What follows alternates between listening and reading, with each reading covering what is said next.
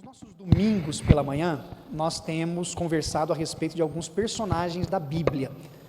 Nós temos conhecido a história de alguns que não eram personagens tão conhecidos por nós e outros que são personagens que passamos anos ouvindo a respeito deles.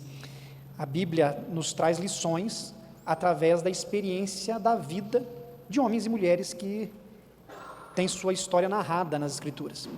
Nós já conversamos aqui nos domingos pela manhã sobre a vida de Samuel, Saul, Sansão, alguém falou Sansão, Eli.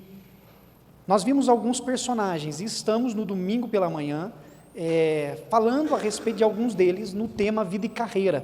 Lembrando que carreira aqui não se refere à questão exclusiva da vida profissional. Carreira, nós estamos pegando o conceito do apóstolo Paulo, quando ele disse que ele concluiu a sua carreira, ou seja, quando o apóstolo Paulo usa essa palavra, esse termo, ele está falando a respeito da vida dele. Olha, completei a carreira, fiz tudo aquilo que Deus queria que eu fizesse, então estou encerrando, né? Chegou minha aposentadoria, né? Agora só estou esperando a minha promoção para a glória. Então já estava chegando o final da vida do apóstolo Paulo. Hoje nós vamos conversar sobre Moisés. Moisés tem nas Escrituras bastante fases da vida dele narrada, a gente sabe disso. Portanto, não dará para nós vermos toda a vida de Moisés. Eu vou focar em algo que eu acho importante para a gente nessa manhã, que é a respeito do tema que eu quero abordar com você e caminhar um pouco com você para que juntos nós possamos pensar sobre esse tema que não é tão fácil para nós. Inclusive, eu coloquei como tema na vida de Moisés o seguinte assunto: tão perto e tão longe. Eu queria que você trouxesse para a sua reflexão hoje sobre situações das nossas vidas que às vezes a gente chega tão perto, mas aquilo que a gente deseja não se conclui, a gente não vivencia o que a gente esperava vivenciar. É um assunto e é um tema que não é tão motivador, mas que é real. Então, assim, as coisas nunca acontecem do jeito que a gente quer. Em alguns momentos a gente consegue o que a gente deseja, mas em outros momentos não é do jeito que a gente desejava, né? É uma realidade. Eu gosto muito de filmes, sempre gostei de filme. Eu prefiro filmes à série, porque eu gosto de ver logo começo, meio e fim, né? Tem começo, meio e fim, o enredo, já tem uma linha que desenvolve o filme inteiro e acabou. Lógico que a série também tem o seu enredo, tem o começo, o meio e o fim, mas tem algumas séries que não tem fim, né? Grey's Anatomy, não sei quantas décadas já faz que tem Grey's Anatomy, né? Eu não dou conta de assistir, mas eu gosto de filmes que tem começo, meio e fim. E eu achei interessante que demorou um pouco para o cinema aproveitar a ideia do herói morrer no final. Tem alguns filmes antigos, inclusive de 1570, 1970, que trabalhou com a morte do personagem principal, mas são raros esses filmes. E eu lembro que na minha adolescência, não sei quem assistiu a Armagedon, o Armagedon foi um dos filmes modernos em que o personagem principal morre para poder deixar sua filha e o seu genro prosseguir com a vida. E aquilo causou, inclusive, uma comoção muito grande na época. Um pouquinho mais antigo também, o pessoal mais velho vai lembrar, O Coração Valente, né, apresentado pelo Mel Gibson, que é um ator famoso. E a gente começou a ver um pouco mais essa ideia do personagem principal não ter um final que a gente esperava que tivesse, porque a gente espera que o final seja do jeito que a gente imagina, né? A gente sempre espera que aquele que é o herói vença, né? Então a gente fica sempre esperando. E a gente é educado a isso, que as coisas vão dar certo, não vai se resolver. E a história de Moisés é a história de um homem que foi muito usado por Deus para um propósito que era conduzir o povo na saída do Egito para chegar à terra prometida. A maior expectativa do coração de Moisés era entrar na terra prometida, mas Deus falou o quê? Nananina não, aqui você não entra. E Moisés morreu sem entrar na terra prometida. Todos nós que estamos aqui, a gente podia pensar assim, poxa vida, mas Deus poderia ter deixado o abençoado homem entrar na terra prometida, né? Tudo que ele aguentou do povo, ouvindo na peregrinação toda, desde a saída do Egito, até a fronteira. Mas chegou na fronteira, Deus falou, beleza, sua parte está feita, daqui para frente vai ser outro que vai assumir. E Moisés não entrou na terra prometida. Ele realizou as obras as quais Deus havia determinado para que ele pudesse realizar, mas ele não entrou na terra prometida. Tem uma frase que eu anotei aqui para nós, que diz assim, ó, terminar bem nem sempre significa ter um final feliz. Terminar bem, como a ideia que nós estamos abordando nas nossas aulas, é de que nós queremos uma vida que glorifique a Deus, que exalte o nome do Senhor, e que nós possamos terminar bem, porque tem gente que começa bem e termina mal, outros começam mal, termina mal, outros começam mal, termina bem, quer dizer, a vida, ela toma caminhos diferentes. Terminar bem não significa necessariamente ter um final feliz, ou seja, acontecer aquilo que a gente desejava. Tem pessoas que vivem a sua vida e que às vezes acontece de não conseguir alcançar o que tanto esperava. Vamos pensar em alguns exemplos práticos para a gente? Eu já vi mães que passaram a vida inteira orando pela conversão do marido ou pela conversão dos filhos e partiram para a glória e não viram. E depois que essas pessoas partiram, o filho ou o marido se converteram. Passaram a vida inteira querendo ver aquilo, mas não viram, certo? Acontece, não acontece? A pessoa viveu a sua vida para a glória de Deus, mas aquilo que ela queria, ela não teve a oportunidade de ver. Isso pode acontecer com a nossa carreira profissional. Talvez desejamos algo, trabalhamos, investimos, nos esforçamos, mas não necessariamente o que a gente deseja acontece. Podemos às vezes até chegar perto. Você chegar perto da promoção. Agora eu vou. Aí chega e fala, não, infelizmente chegou um outro mais capacitado, você vai ter que esperar mais um pouco. E desse pouco em pouco você espera às vezes a vida inteira. São coisas que nós gostaríamos que acontecesse? Não. Mas são coisas que acontecem? Sim. Seria muito bom se eu chegasse aqui e falasse, não gente, fica tranquilo, tudo que vocês desejam vai acontecer. Né? Vocês sonham e vai realizar, mas não é assim. A vida não é pensamento positivo. Eu vou imaginar que vai acontecer e vai acontecer, não. A vida é essa batalha que nós temos contra o nosso próprio pecado, contra as nossas limitações, contra as circunstâncias externas, e às vezes, muitas das coisas que nós ansiamos acontecem, Deus permite, mas muitas das coisas que nós desejamos não acontecem. Mas isso não significa que não estejamos caminhando e sendo transformado à imagem de Cristo durante a nossa peregrinação e aprendendo com o Senhor. Então, terminar bem nem sempre significa ter um final feliz, e o final feliz aqui, a ideia é de acontecer aquilo que nós desejávamos que acontecesse. Moisés terminou bem a sua vida? Terminou bem a sua vida, mas ele não conseguiu entrar na terra prometida. Não foi permitido. Olha só, Hebreus capítulo 11, versículo 39, antes de falarmos algumas coisas a respeito de Moisés. Hebreus 11, 39.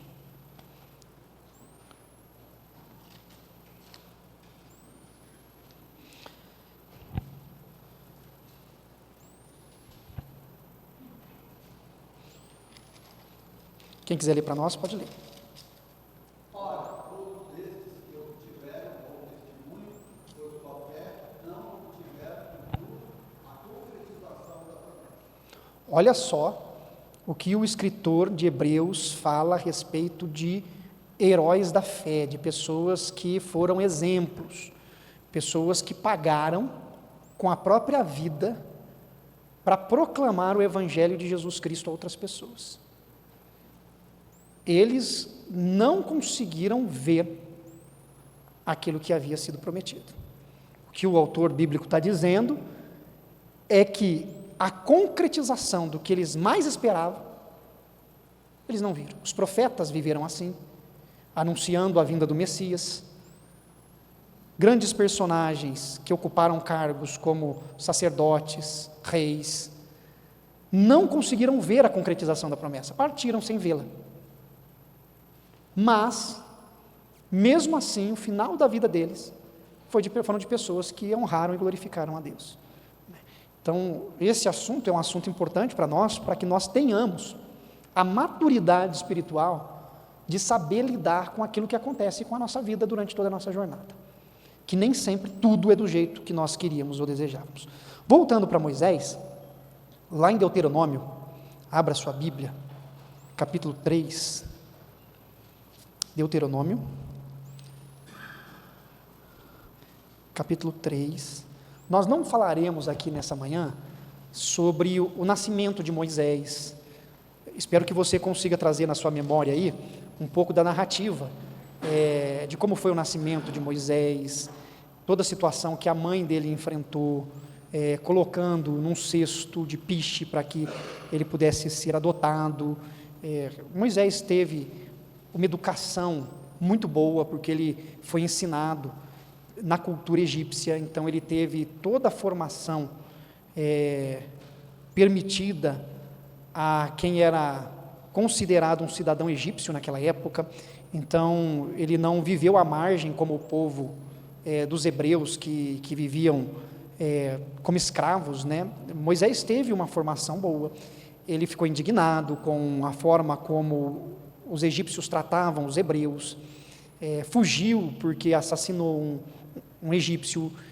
Toda essa história faz parte do crescimento e desenvolvimento de Moisés. Nós conhecemos bem isso, mas eu quero focar hoje na caminhada de Moisés, quando ele está chegando ao final da ação para a qual ele foi chamado, que era de conduzir o povo até a terra prometida. E aqui no capítulo 3, versículos 23 e 25, fala a respeito de uma das guerras que Moisés precisou enfrentar. Então eu vou pedir, Márcia, você que estava lendo, ia ler também, né? Foi você que começou a ler aquela hora? Então eu vou pedir para você ler também agora, do 23 ao 25, de Deuteronômio 3. Também eu, nesse tempo, implorei graça ao Senhor, dizendo: Ó Senhor Deus, passaste a mostrar ao teu servo a tua grandeza e a tua poderosa mão, porque que Deus há nos céus ou na terra que possa fazer segundo as tuas obras, segundo os teus poderosos feitos. Rogo que me deixes passar, para que eu veja esta boa terra que está para além do Jordão, esta boa região montanhosa e o Líbano. Amém. Olha só a oração que Moisés faz para o Senhor. Moisés sabe da promessa. A promessa que Deus havia feito era que o povo iria morar numa terra, né, e de maneira poética, uma terra que emana leite e mel, uma terra abençoada, uma terra produtiva, frutífera, e eles teriam a sua liberdade enquanto nação. Diante dessa promessa, o desejo de Moisés é que ele possa, de fato, vivenciar toda essa promessa sendo concluída, sendo algo concreto. Mas para isso, ele precisa enfrentar as batalhas. E ele tem um gosto, um desejo de ver essa concretização acontecendo. Mas para isso, ele tem que enfrentar muitos desafios. E um dos desafios pelo qual Moisés passou foi o de enfrentar reis que se levantaram contra o povo durante a sua caminhada. Porque para atravessar todo o deserto, o povo de Israel precisou passar por terras que já eram povoadas. Até chegar à terra que anteriormente pertencia aos filisteus, havia um caminho a ser percorrido. E ele enfrentou reis. E um dos reis, ou melhor, dois dos reis que ele enfrentou, está no capítulo 2 de Deuteronômio, versículos 27 e 28. Aonde ele enfrenta aqueles que se levantam contra o povo. Alguém lê para a gente? Capítulo 2, 27 e 28? Deixa-me passar pela tua terra, somente começar a viver. Não me desviarei para a direita nem para a esquerda. Ainda que eu coma, ele prefiro, e aliás também podia lá beber. Então somente deixa-me passar a terra. Olha só, quando o povo estava indo em direção à terra, eles passam pela região que é habitada pelo rei de Esbom, e ele pede autorização para poder seguir, né? E ele fala assim: olha, deixa eu passar pela sua terra, é o caminho, a gente precisa fazê-lo, só que você não vai ter custo nenhum com a gente. Se a gente precisar comer alguma coisa, você me vende, eu pago. Se a gente beber alguma coisa que é tua, beber tua água, a gente paga também, não tem, você não vai ter prejuízo nenhum, a gente só precisa passar, porque não tem por onde correr, não tem como dar a volta. Esse é o caminho, tudo bem? O rei falou, não, aqui você não entra, aqui você não entra. É igual o povo que vai andar de bicicleta, não sei, lá na região do sul de Minas, não sei como é que o pessoal anda de bike aqui, mas na região do sul de Minas, a gente andava de bicicleta e entrava na fazenda dos outros, entendeu? Aí se abria a porteira, entrava, atravessava pela fazenda dos outros. E tinha alguns que, beleza, não tinha problema nenhum para deixar, mas tinha uns que ficavam bravos, né? Então já deu muito rolo isso aí, né? Entrar na terra dos outros, né? E isso porque era de bike, imagine quando era de moto e os motoqueiros caíam em cima do pé de café, né? Destruía todo o pé de café. Eu caí em 2 já. Hã?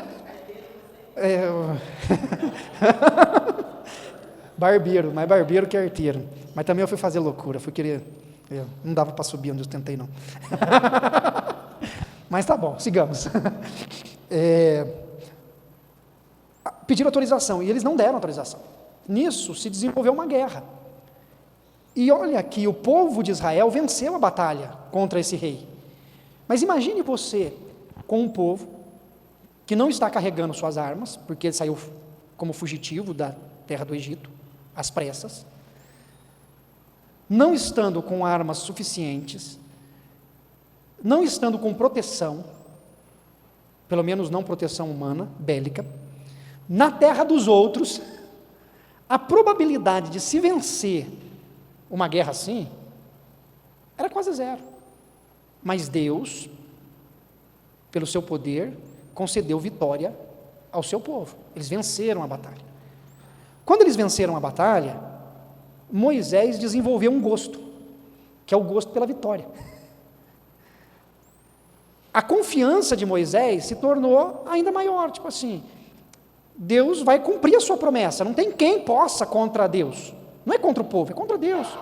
Se nós vencemos esse rei, com todas as probabilidades de perder, nós vamos vencer.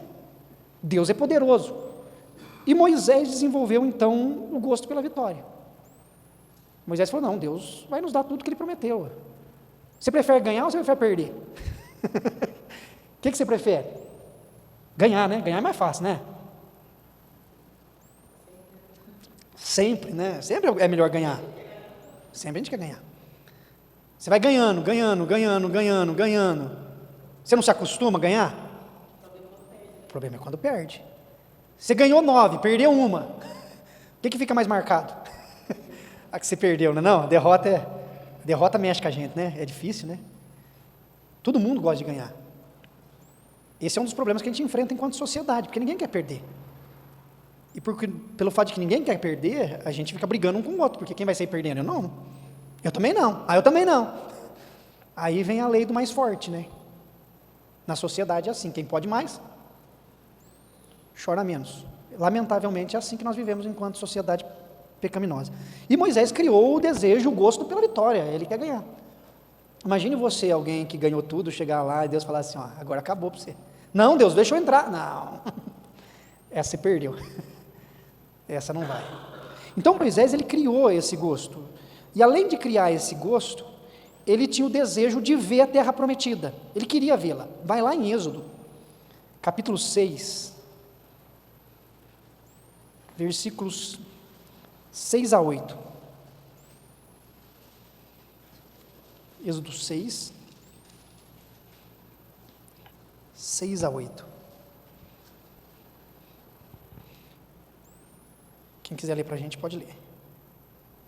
Portanto, dize aos filhos de Israel, eu sou o Senhor, e vos tirarei debaixo das cargas do Egito, e vos livrarei da sua servidão, e vos resgatareis com braços estendidos, e com grandes manifestações de julgamento. Tomar-se-vos-ei por meu povo, e serei vosso Deus, e sabereis que eu sou o Senhor, vosso Deus, que vos tiro debaixo das cargas do Egito, e vos levarei à terra da qual jurei dar a Abraão, a Isaque e a Jacó, e vos la darei como possessão. Eu sou o Senhor. Nesse texto, nós vemos a fala de Deus para prometendo a terra prometida, e Moisés acreditava que a palavra de Deus se cumpriria. Por isso que no texto de Deuteronômio 3, 23 a 25, que nós lemos no início aqui, que é a oração de Moisés, ele está dizendo: Deus, eu quero ver a terra, eu quero entrar na terra, o Senhor prometeu, né? Eu sei que o Senhor vai cumprir, né? Conforme está em Êxodo capítulo 6, versículo 6, olha, pode dizer para o povo: eu tirei vocês das cargas do Egito, livrei vocês, resgatei e farei de vocês meu povo, e vocês não estarão mais debaixo das cargas do Egito, e eu vou levar vocês à terra que eu jurei dar a Abraão. Aí Moisés chega no momento, enfrenta essas batalhas durante a peregrinação, vence, e isso vai fortalecendo cada vez mais Moisés. Ele vai dizendo assim: se Deus fez tudo isso com a gente, nos protegeu dos egípcios, nos tirou de lá, qual era a probabilidade do povo conseguir ser liberto da escravidão no Egito? Deus libertou. Estamos no deserto, tivemos que travar uma guerra, fugimos da guerra, propusemos uma aliança, um negócio: deixa a gente passar, a gente paga tudo, só vamos atravessar, não vamos saquear nada, não vamos morar na tua terra, nada disso, a gente só vai passar. Não aceitaram, Deus nos deu a vitória, Deus vai cumprir a sua promessa. Moisés tinha isso muito claro, e ele falou: eu quero. O desejo no coração de Moisés foi aumentando cada vez mais pela concretização da promessa. Só que Moisés, assim como qualquer ser humano, teve que enfrentar as dificuldades de liderar o povo, de mexer com pessoas. Moisés teve que tentar se controlar, se conter, durante anos no deserto, liderando todo o povo que estava com ele. E nesse processo, Moisés cometeu os seus equívocos, que é muito comum, né? Porque não é fácil, né? Quem trabalha com muitas pessoas aqui sabe o tanto que é fácil, né? Não é não? Um ambiente de trabalho com bastante gente, beleza, né? Sabemos que há dificuldades de relacionamentos até dentro de casa, não é assim? Por quê? Porque nós, enquanto seres humanos, enfrentamos dificuldades. E para Moisés não foi diferente. Deuteronômio, capítulo 3. Vamos falar um pouco sobre as dificuldades, as falhas que envolveram Moisés. Deuteronômio, capítulo 3, versículo 26. 26, isso mesmo. Alguém lê para a gente?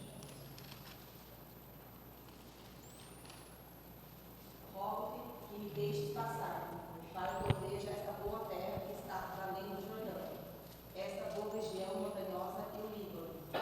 Porém o Senhor indignou-se muito contra mim, por vossa causa, e não me ouviu. Antes me disse: basta, não me fales mais nisso. Ué? Como? Tomou uma dura.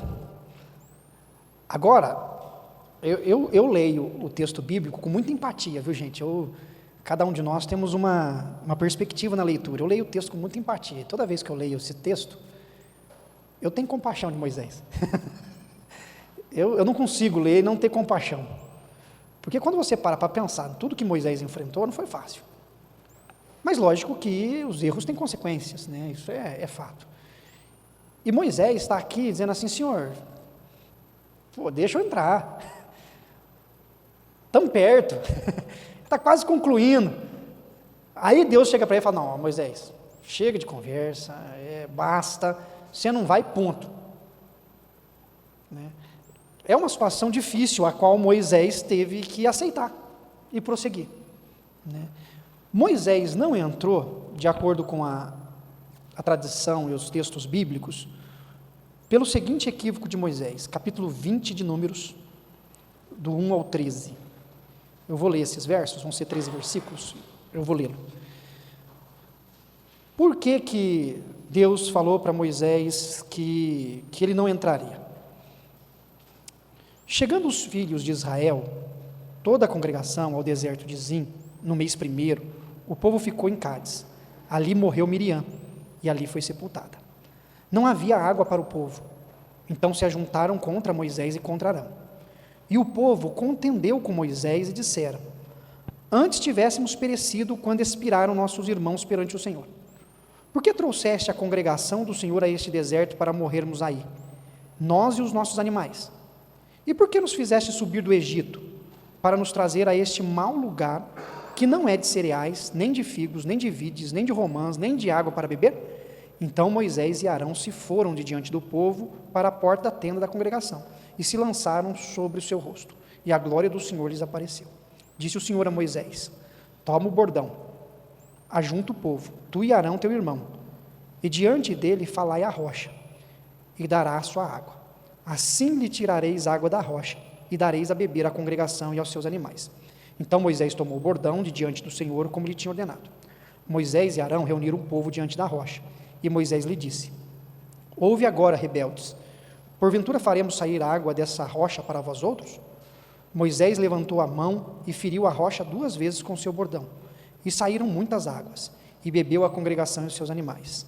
Mas o Senhor disse a Moisés e a Arão: visto que não crestes em mim, para me santificardes diante dos filhos de Israel, por isso não fareis entrar este povo na terra que lhe dei. São estas as águas de Meribá, porque os filhos de Israel contenderam com o Senhor, e o Senhor se santificou neles. Esse texto é o texto que vai servir de fundamentação para que Moisés não entre na terra prometida com os demais.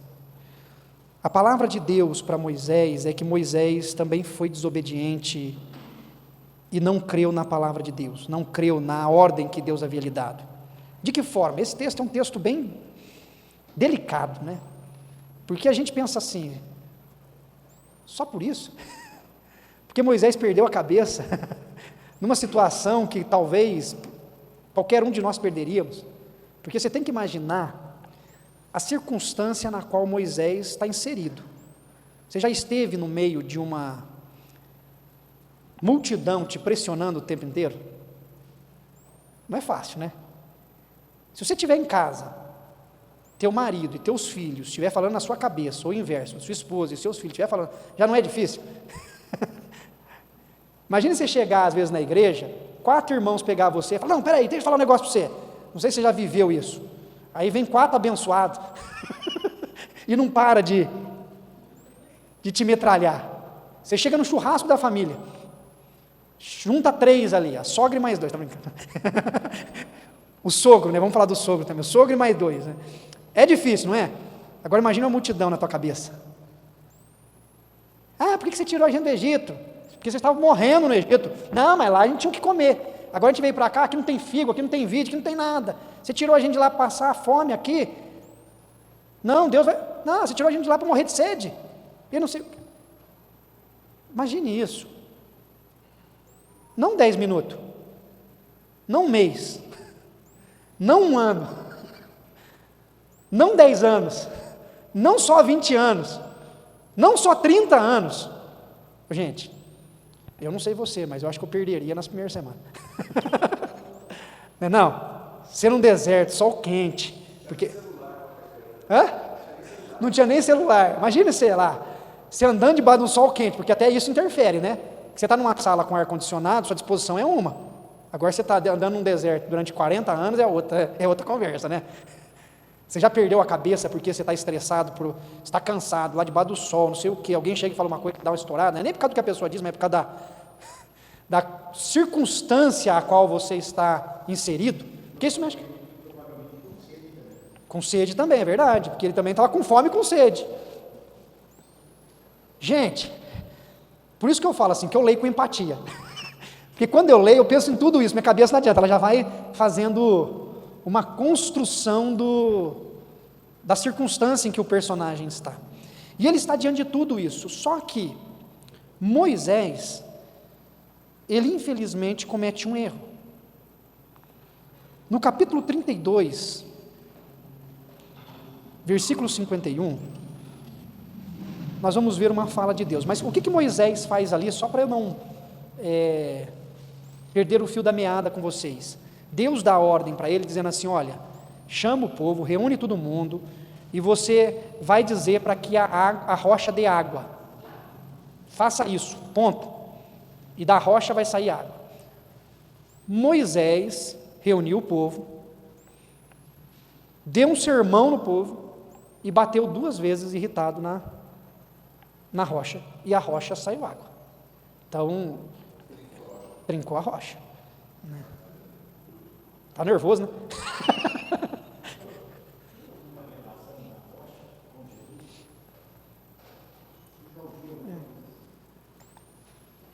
Assim, alguns fazem essa interpretação, mas ela é metafórica, o texto em si não. Entendeu? Porque o pessoal vai dizer que Jesus é a rocha sobre a qual nós sustentamos, que flui a fonte de águas vivas, né? Eu já vi também essa ilustração, mas assim, o texto não diz isso, não vou dizer que é uma forçação. Por que existe isso? Parênteses aqui, já que fiz a pergunta, né? Aí vamos lá. Existem essas interpretações, e isso é antigo, por quê?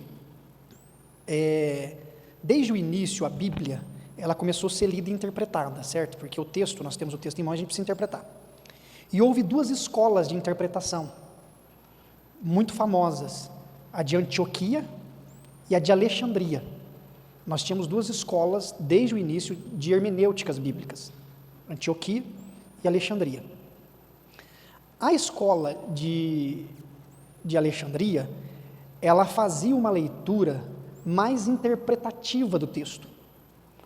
A de Antioquia usou muito o método de ensino de ilustração. Então, todo o texto tinha uma ilustração, ou seja, ele tinha um significado que não estava literal, que não estava na literatura. E começou a se dar interpretações metafóricas. Então, por exemplo, a rocha é Jesus. A águia começou a dar esse tipo de interpretação, por isso que existe isso até hoje, porque essas escolas influenciaram de maneira oposta, antagônicas à releitura e à interpretação bíblica, né? Então, por isso que você tem muito disso, inclusive em textos que são claros à literatura, mas eles procuram alguma coisa que não esteja no texto. É como se a verdade estivesse por trás do texto. Aí tem que se forçar o texto para tirar uma verdade que não está clara.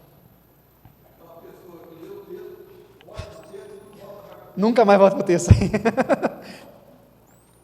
Exatamente isso, lê o texto, foge do texto e nunca mais volta para o texto. Mas é por isso. Olha só, Deuteronômio 32, 51.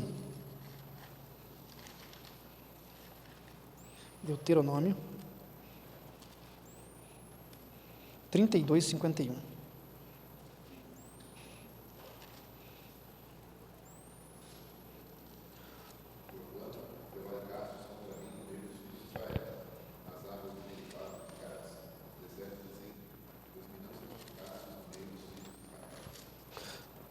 Excelente, Márcio. Olha só, quando nós lemos o texto lá de Números, Deus fala a respeito do povo que se rebelou, né? Apesar que quem usa a palavra rebeldes é Moisés, ali naquele texto, mas Deus fala a respeito da falta de fé do povo, que o povo não creu, não acreditou, não descansou e não o santificou.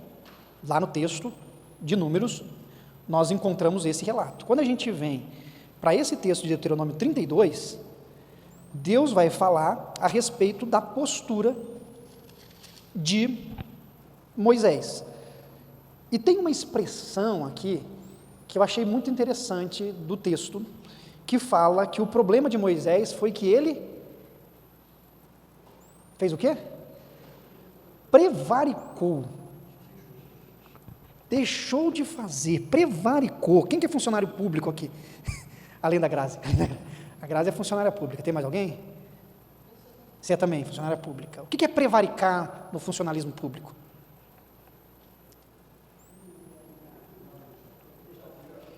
Oi?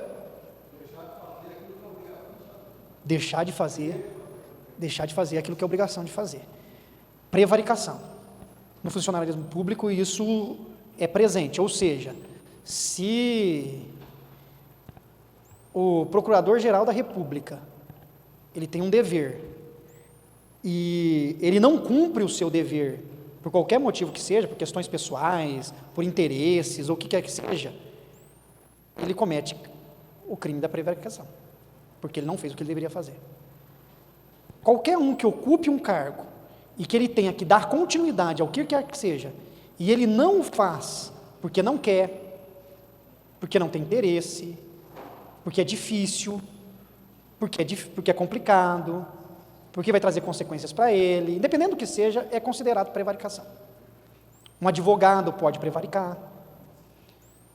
Olha, você deveria ter feito e você não fez. Eu assisti uma série que é muito interessante, que é de um fato que ocorreu no Brasil, em Goiás, né, no estado de Goiás, na cidade de Goiânia, que foi um problema ambiental em que dois meninos pegaram uma Césio 137, né, Césio 137, pegaram uma máquina de radioterapia e abriram, e isso foi espalhando o césio. Foi o maior problema ambiental que houve no mundo depois de Chernobyl.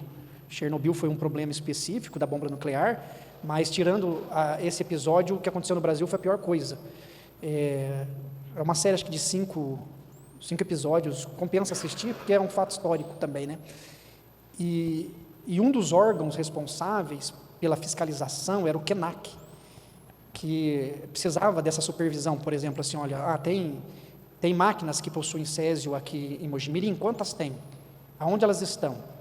Foi vendida, para onde foi? Sabe essa supervisão? Porque é um produto muito perigoso, é um produto que mata, e ele se espalha, né? Como o Covid, assim, vai passando de um para o outro e você não tem controle. E uma das coisas que mostra é a responsabilidade, por exemplo, do KENAC, né? É dever. É difícil, a gente tem muito problema de prevaricação no Brasil, porque é assim, quem que deve supervisionar? É o órgão tal, mas ele supervisiona? Não supervisiona, porque não dá conta de supervisionar. Mas se acontece algum problema, eles respondem. Por que eles respondem? Porque eles prevaricaram, porque era dever deles fazer isso. Lembra da Boate Kiss? Ninguém esquece. Por que deu tanto problema? Porque tinha coisas que precisavam ser feitas pelos órgãos competentes que não fizeram, não se faz. Mas quando dá problema, fica clara a aplicação. A gente acha ruim, né? Vamos ser sinceros, a gente acha ruim. Quando vem um corpo de bombeiro aqui e fala, vocês vão ter que fazer não sei o quê, vocês vão ter que fazer o negócio lá da rampa, vocês vão ter que colocar não sei o quê, vocês vão ter... Fala, puxa, mas povo, complicado, né? Tudo construído, você tem que mexer, você tem que quebrar, você tem que não sei o quê, tem que gastar. Não é assim que a gente pensa? A gente pensa assim. Mas se dá um problema, a gente é o primeiro a falar, mas por que não fiz supervisão? Nós reclamamos, mas quando dá algum problema, a gente é o primeiro a cobrar, porque a gente fala, não, mas não tinha, porque onde está o corpo de bombeiro que não viu, está tudo errado lá? Mas só na hora que estoura, porque daí a gente pensa na prevaricação, não, era competência de tal órgão, era competência de tal pessoa e não fez. Quando nós vemos isso no texto, Moisés faz o que Deus determina fazer, no sentido de que é para dizer que da água deve sair, da rocha deve sair água, mas a forma como Moisés faz, ele mostra nitidamente que ele faz algo em nome dele, não em nome de Deus, em nome dele, tanto que ele quer demonstrar, aí é uma releitura, tá bom? Na atitude dele, ele passa toda a indignação dele, todo estresse, todo o nervosismo, ele quer mostrar força própria, porque Deus disse assim, diga a rocha que é para sair água, só que ele não conseguiu fazer isso, ele precisava de uma encenação, que demonstrasse a autoridade dele, a força dele, e ele fez. Então, no caso de Moisés, a atitude dele foi de alguém que demonstrou que alguma das coisas, no momento de indignação, ele fazia pensando nele mesmo. Revoltado. Podemos considerar uma vaidade, né? Essa vaidade de quem assume, né? Sou eu aqui, poxa vida, eu estou na frente desse povo há 40 anos, povo teimoso, sei o que, vocês querem água? Que vocês se afogam, não, tô brincando. Eu acho que é uma coisa interessante mesmo, né? Eu entendo também, assim, a minha leitura, porque não entra praticamente ninguém dessa geração, né? O que vai entrar é só Josué e Calebe, só os dois. É que de fato precisava de uma outra mentalidade, uma outra forma de enxergar. Se Moisés entrasse, Moisés já estava esgotado. Paulo?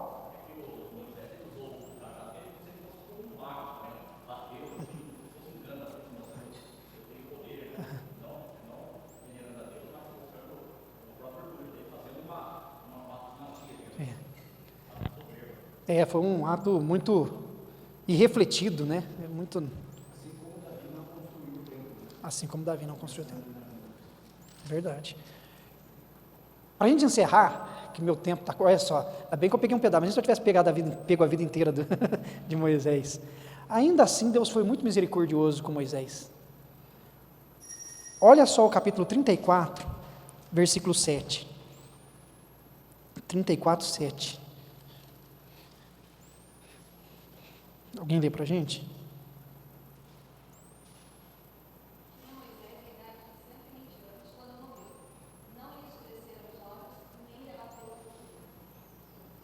Amém. Olha só o que a Bíblia relata a respeito de Moisés um pouco antes da morte dele. O texto vai dizer duas coisas importantes a respeito de Moisés. Ele tinha 124 anos quando morreu. Não morreu muito novinho, não. Só que, mesmo tendo ele 124 anos, não se lhe escureceram os olhos. O que isso significa? Oi? Não precisava de óculos. Não precisava de óculos. Tinha uma vista boa. O homem enxergava bem. E a gente aqui com 40 enxergando mal. No deserto, exatamente. O sol na areia, né? Não tinha Ray-Ban ainda. O homem enxergava bem.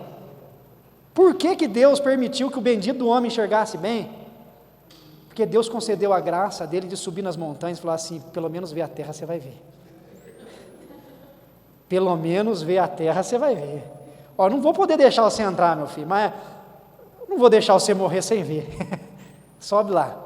E outra coisa, não lhe abateu o vigor, porque senão não ia dar conta de subir também. Você está conseguindo subir escada?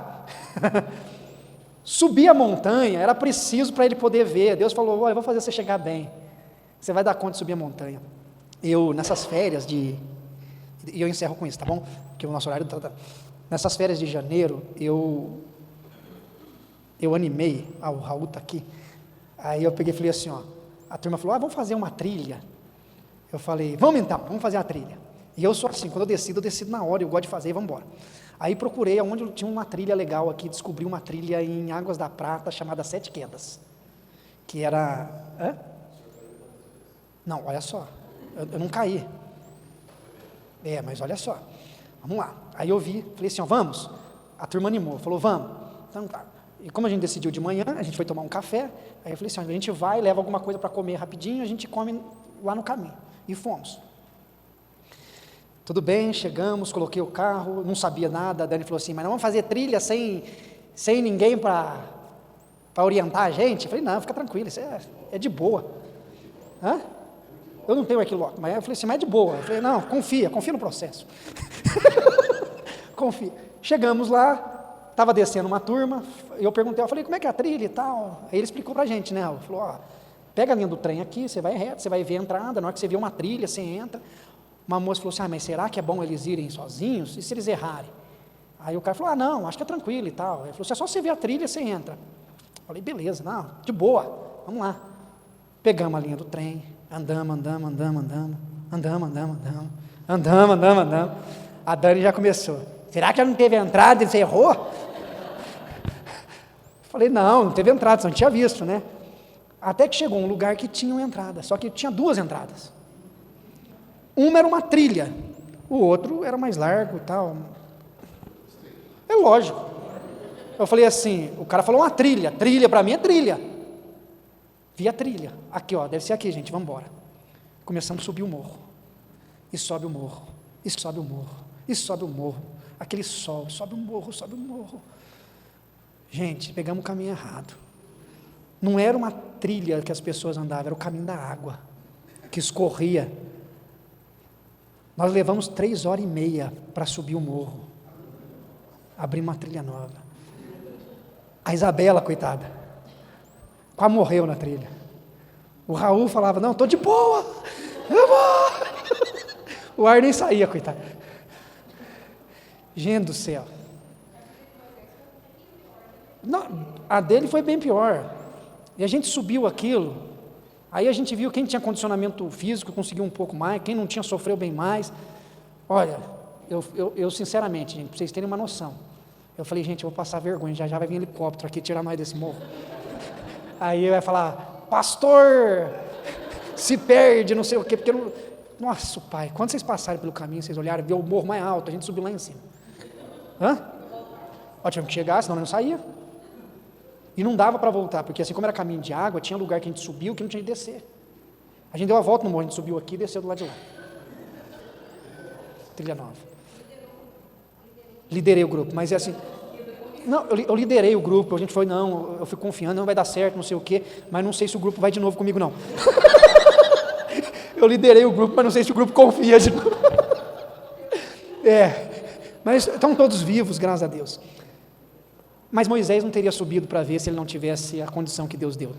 Então o texto bíblico aqui mostra que Deus deu a ele a saúde necessária, não lhe abateu o vigor, que se ele com 124 anos não tivesse condição de subir, ele não ia ver a terra prometida. Isso mostra a misericórdia de Deus, a graça de Deus para conosco, que mesmo que nós não consigamos alcançar tudo aquilo que nós desejamos, ainda assim Deus cuida da gente em Cristo Jesus, vai nos fortalecendo durante a caminhada. Deus pode e não nos dará tudo que a gente quer, mas Deus vai cuidar da gente, tem cuidado em todo o processo, e Ele tem compaixão da gente como Ele teve compaixão de Moisés. Que Deus fortaleça você, que Deus nos fortaleça, e o dia que você quiser, eu levo você para fazer uma trilha, tá bom? Feche seus olhos, curva sua cabeça, a gente vai agradecer a Deus. Pai, obrigado, Senhor, por essa manhã. Obrigado pelo exemplo de Moisés, que mesmo não tendo o privilégio de poder entrar na terra prometida, ele teve a oportunidade de vê-la. Obrigado por causa de tantos personagens nas Sagradas Escrituras que não puderam ver o que creram, mas ainda assim acreditaram e creram de todo o coração. Nós também precisamos ter a mesma perseverança e pedimos ao Senhor que nos ajude, mesmo que não consigamos alcançar aquilo que idealizávamos, que possamos prosseguir firmemente confiando no Senhor, sabendo que o Senhor tem sempre o melhor para nós. Fortalece a nossa vida, Pai, renova o nosso coração e nos conduza segundo o Teu querer, Pai. Em nome de Cristo Jesus, nosso Senhor amado, nós oramos. Amém, Pai.